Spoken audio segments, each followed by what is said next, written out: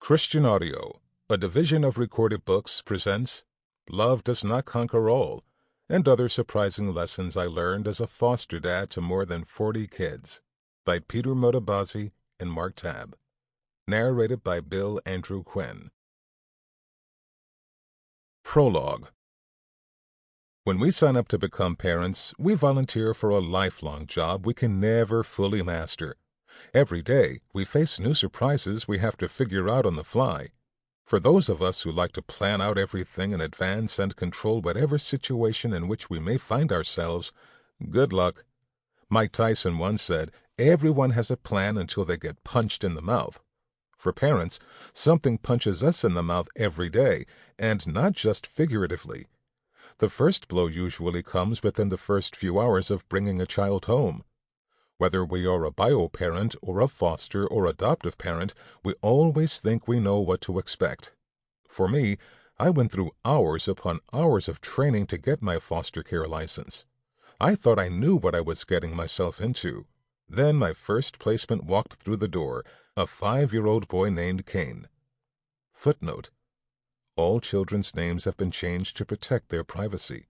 End of footnote. Little did I realize that when it comes to parenting, you really have no idea of what you are getting yourself into until the kid walks through the door. Over 40 foster children and 3 adoptions later, I still find myself surprised on a daily basis. I never expected to have a child paint the bathroom with poop, or destroy a school classroom, or to find 8- and 9-year-olds making out like they saw people do in the homes from which they were removed. No one told me that one day I'd walk into my kitchen and find a child sitting on the counter completely naked, nor did I expect to find my next-door neighbor's video game console in my living room after one of my kids decided to rehome it without permission. That is, they stole it. Yet I have discovered the surprises of parenting are also opportunities to learn and to grow as a human being and a dad. Most of the lessons I've picked up through my parenting journey I did not learn the first time I faced a surprising situation. That is also the beauty of being a dad. The surprises we encounter usually repeat themselves, which gives us a second and a third and a fourth and a fifth and more chances to figure out how to best handle the situation.